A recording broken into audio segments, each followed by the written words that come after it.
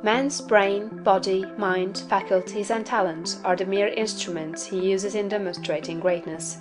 In themselves, they do not make him great. A man may have a large brain and a good mind, strong faculties and brilliant talents, yet he is not a great man unless he uses all these in a great way. That quality which enables man to use his abilities in a great way makes him great, and to that quality we give the name of wisdom.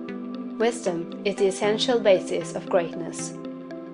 Wisdom is the power to perceive the best ends to aim at, and the best means for reaching those ends. It is the power to perceive the right thing to do. The man who is wise enough to know the right thing to do, who is good enough to wish to do only the right thing, and who is able and strong enough to do the right thing, is a truly great man. He will instantly become marked as a personality of power in any community, and man will delight to do him honor. Wisdom is dependent upon knowledge.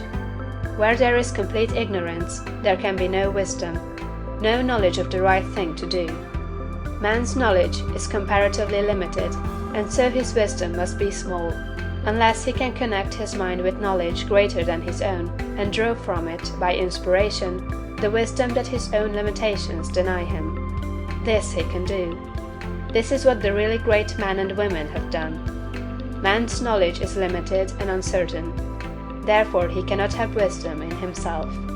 Only God knows all truth. Therefore only God can have real wisdom, or the right thing to do at all times, and man can receive wisdom from God. I proceed to give an illustration. Abraham Lincoln had limited education, but he had the power to perceive truth. In Lincoln, we see preeminently apparent the fact that real wisdom consists in knowing the right thing to do at all times and under all circumstances, in having the will to do the right thing, and in having talent and ability enough to be competent and able to do the right thing. Back in the days of the abolition agitation, and during the compromise period, when all other men were more or less confused as to what was right and as to what ought to be done, Lincoln was never uncertain. He saw through the superficial arguments of the pro-slavery men. He saw also the impracticability and fanaticism of the abolitionists. He saw the right ends to aim at, and he saw the best means to attain those ends. It was because men recognized that he perceived truth and knew the right thing to do that they made him president. Any man who develops the power to perceive truth, and who can show that he always knows the right thing to do, and that he can be trusted to do the right thing, will be honored and advanced. The whole world is looking eagerly for such men. When Lincoln became president, he was surrounded by a multitude of so-called able advisers, hardly any two of whom were agreed. At times they were all opposed to his policies. At times almost the whole North was opposed to what he proposed to do. But he saw the truth when others were misled by appearances.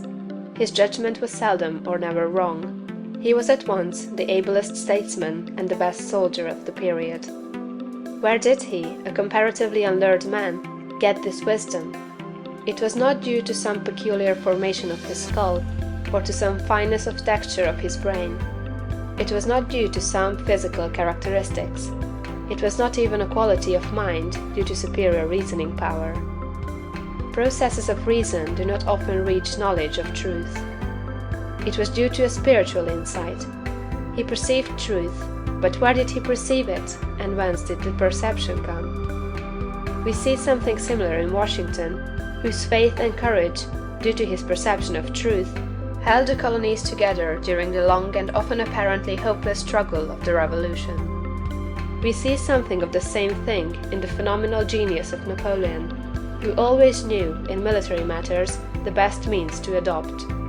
We see that the greatness of Napoleon was in nature rather than in Napoleon, and we discover back of Washington and Lincoln something greater than either Washington or Lincoln. We see the same thing in all great men and women.